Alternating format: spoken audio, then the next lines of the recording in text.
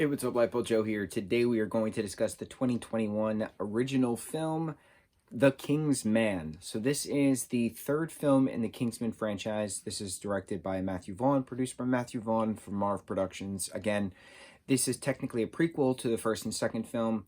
What I really like about this film is it shows like origins of certain phrases or whatever. Oxford's not brogues, manners maketh man, little things like that. So from my interpretation, from my understanding of the first and second film, Kingsman was founded in 1849. We know that because when the building explodes in the second film, the placard literally flies by the screen and it says Kingsman Estate EST 1849. So how it was explained, it was that Kingsman started as all these aristocrats' sons were dying in the wars and they had all this money and they were tired of relying on politicians, so they wanted to create their own service, right?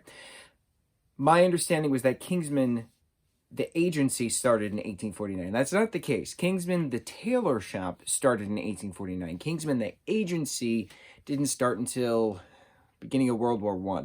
And this movie is 2 hours and 11 minutes long. You have England's versus Scotland.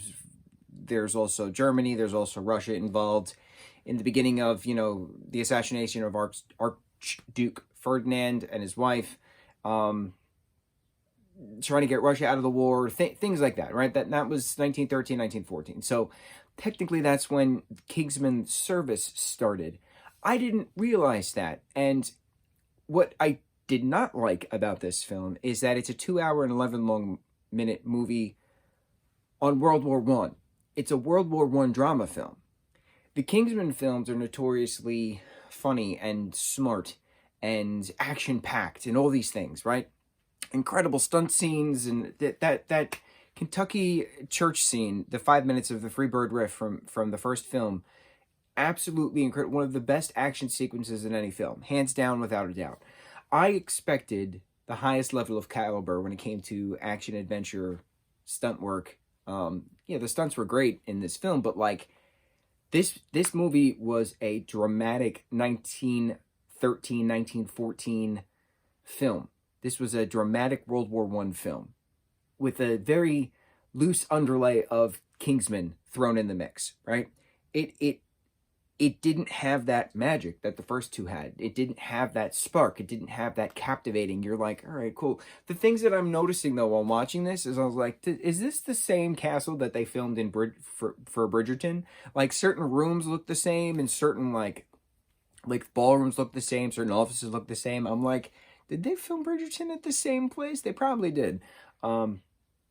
That was the highlight of the film, watching and saying, did they film Bridgerton at this same palace? I didn't like the movie. It was okay, but it's not a Kingsman movie. I don't like war movies. They're frustrating. War is stupid. War is stupid. Historical war is just reliving the past, right? It's not a matter of, all right, let's learn what not to do so that way we're at the present and we stop the wars, right? Every single war, someone says, peace in our time, peace in our time, peace in our time. It's different. There's a difference between an Avengers Infinity War, because that's fictitious, versus a World War I reenactment.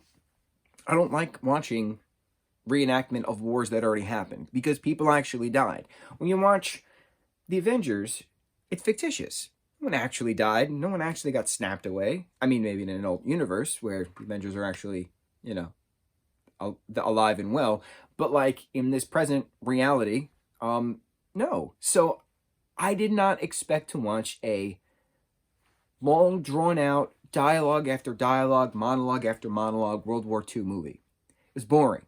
It wasn't a Kingsman movie. The only Kingsman iteration was it showed the origins of the band getting together and using the tailor shop as a headquarters site. And that the statesmen were the cousins, but only through, like, whiskey that's referenced numerous times from the U.S. president. That's it. It was boring. I expected way more. I hope in future installments we go back to the Eggsy Harry timeline of rebuilding Kingsman after the explosion, working alongside statesmen. There's so many more stories to explore in the current timeline. I don't care about the introduction of a younger Adolf Hitler at the end of this film. I have no need to see another Adolf Hitler iteration. No need. Please don't do it. That's all I have to say. Mucho mahalo.